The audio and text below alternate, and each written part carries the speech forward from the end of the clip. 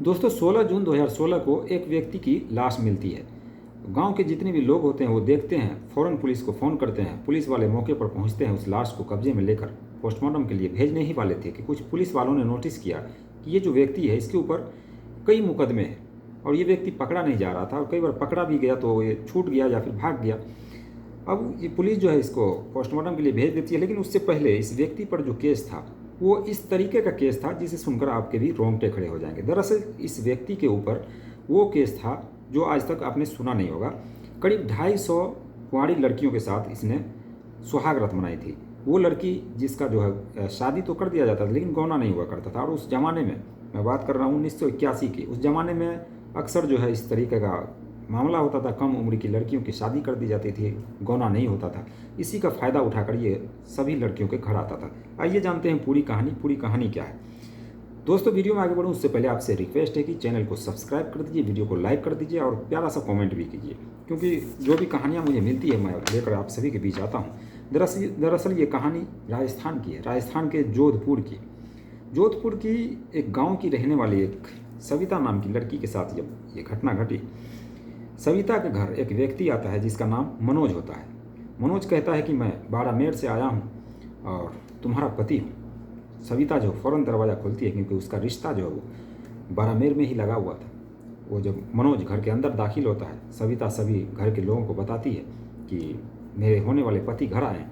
तो घर के लोग जो है फ़ौरन उसकी तैयारी में जुट जाते हैं, उसका अच्छा सा खाना पीना हो, और जमाई राजा आए हैं तो उसकी देखभाल के लिए तो तमाम लोग जो वो घर के अंदर बिजी हो जाते हैं, खाना वगैरह बनाते हैं। खाना बनाने के बाद ये जो सविता है मनोज को खाना खिलाने के लिए, यानी अपने होने वाले पति को खाना खिलाने के लिए जब आती है तो मनोज कहता है कि आज हमारी पहली रात है और सुहाग रात है, इसलिए तुम आज दुल्हन की तरह सज धज कर मेरे कमरे में आना।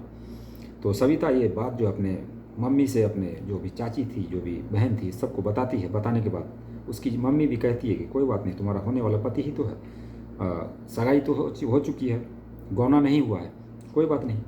तो ये जो सविता है वो सज धज कर अपने पति के पास, अपने पति के कमरे में जाती है, पूरे जेवरात पहन करके वो उस कमरे के अंदर दाखिल होती है। दोनों कुछ देर बातें करते हैं। उसके बाद जो सविता होती है, ये मनोज कहता है कि तुम्हारे गहने जो काफ़ी पुराने हो चुके हैं और कुछ टूटा फूटा भी है, ऐसा करो तुम गहने जो खोल कर रख दो, मैं जाऊँगा तो जो भी टूटा फूटा गहना है उसको रिपेयर करवा के ला दूँगा। सविता भी को भी यकीन हो जाता है, सोचती है कि मेरा ही तो पति है, अगर ऐसे कह रहे हैं तो कोई बात नहीं।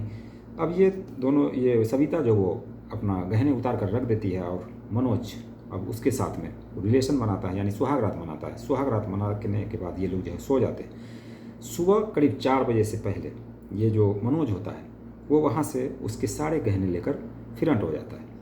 अब जब दिन होता है, दिन के बाद पता लगता है कि उसका जो होने वाला पति था वो तो है ही नहीं, वो पता नहीं कहाँ चला गया।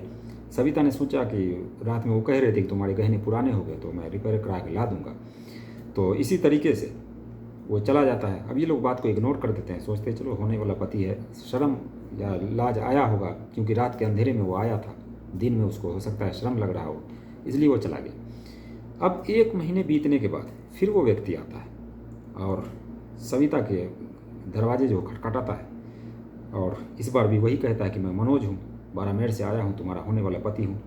ये बात 1981 की है। उस वक्त जो है गांव में लाइट नहीं हुआ करती थी, बिजली नहीं हुआ करती थी, लोग लालटेन या फिर चिराग जला करके जो गुजर बसर करते थे, तो रात के अंधेरे में कुछ दिखाई नहीं पड़ता। और लड़की को भी वो पता नहीं होता था, क्योंकि वो घूंघट में हुआ करती थी। राजस्थान में अक्सर ये रिवाज है कि घूंघट में रहा करती है जो महिलाएँ हैं, तो सविता को ये पता ही नहीं लगता था। अब उस रात भी मनोज आता है, फिर उसकी खातिरदारी होती है। खातिरदारी होने के बाद ये लोग फिर सोने के लिए चले जाते हैं, अपने पति पत्नी दोनों एक ही कमरे में।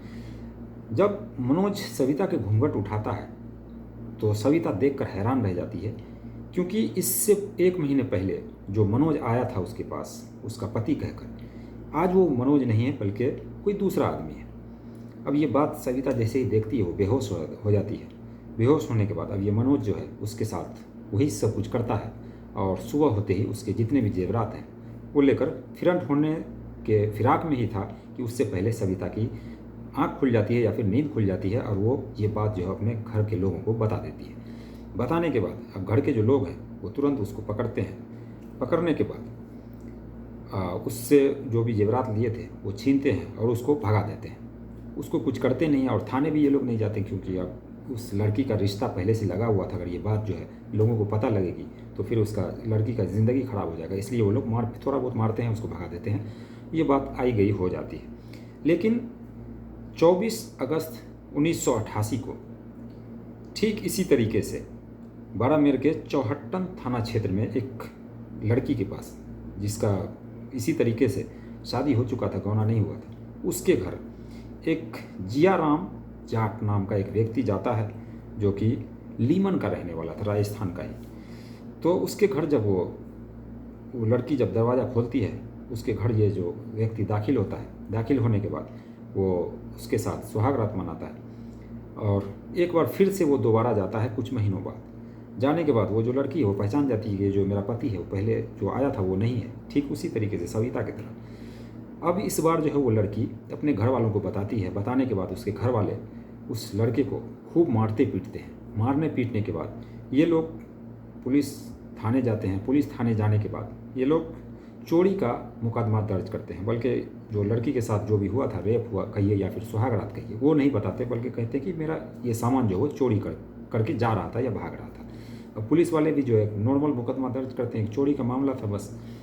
मुकदमा दर्ज होने के बाद अब आए दिन ये जो जियाराम जाट है वो मुकदमा में फंसता जा रहा था। कई बार उसने कई सारी लड़कियों के साथ इस तरीके से किया।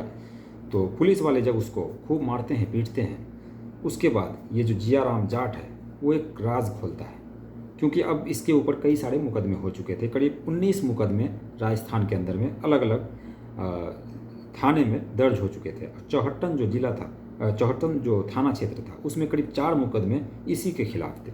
अब पुलिस वाले इसको जब पकड़ते हैं, उसके बाद हवालात में डालते हैं, उससे पूछताछ की जाती है कि कितने माल तुमने चुराए हैं और कहाँ कहाँ तुमने चुराया है। अब ये जियाराम जाट ये सोचता है कि अब जो है मैं बचने वाला नहीं हूँ, तो वो अपना ज़ुबान खोलता है। ज़ुबान खोलने के बाद पता लगता है कि इसने करीब 250 से ज़्यादा लड़कियों को अपना शिकार बनाया। जो भी लड़कियों का रिश्ता कहीं पे भी तय होता था, उसकी शादी होती थी और गौना नहीं होता था, ऐसी ऐसी लड़कियों को ये ढूंढता था और ऐसे गांव को ढूंढता था। और इसका काम ही यही था, ये ढूंढता था और अलग अलग लड़कियों के साथ ये जाकर सुहाग रात मनाता और उसके जितने भी जेवरात होते वो लेकर वहाँ से रफू चक्कर हो जाता और वो उसी जेवरात को बेच करके फिर अपना जो हो दूसरी लड़की को ढूंढने में लग जाता, क्योंकि उसे काम वगैरह तो करना था नहीं। इधर सुहागरात भी मना लेता और जेवर भी हो जाता। जेवर को करीब बेच बाच करके अपना जो हो गुजारा करता था। और इसी तरीके से इसने करीब 1981 ही नहीं, उससे पहले से 1988 तक ये सारा काम जो वो करता था।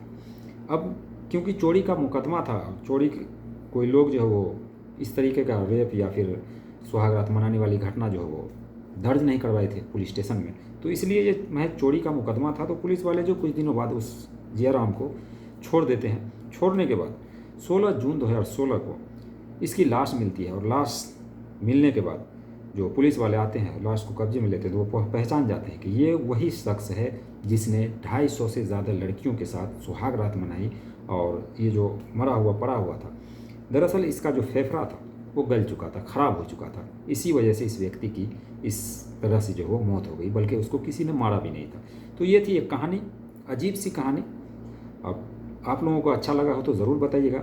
और हालांकि ये तो अच्छी बात नहीं है, लेकिन फिर भी आपको कहानी कैसी लगी कमेंट सेक्शन में ज़रूर बताइएगा। और इस तरह की कहानियाँ जो भी मिलता है अजूबा कहानियाँ, वो मैं लेकर आता हूँ आप सभी के बीच।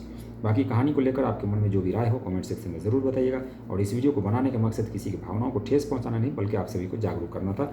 और साल जो 1981 का दौर था, उस वक्त किसी भी घर में बिजली नहीं हुआ करती थी और इस तरीके से बहुत सारे लुटेरे जो आते थे घर के अंदर और इज्जत भी लूटते थे और सामान भी लूट कर चले जाते थे। तो ये थी एक कहानी। तो इस कहानी को यहीं पर एंड करते हैं और आपसे मिलते हैं नेक्स्ट वीडियो में। तब तक देखते रहिए बिहार एक्सप्रेस यूट्यूब चैनल।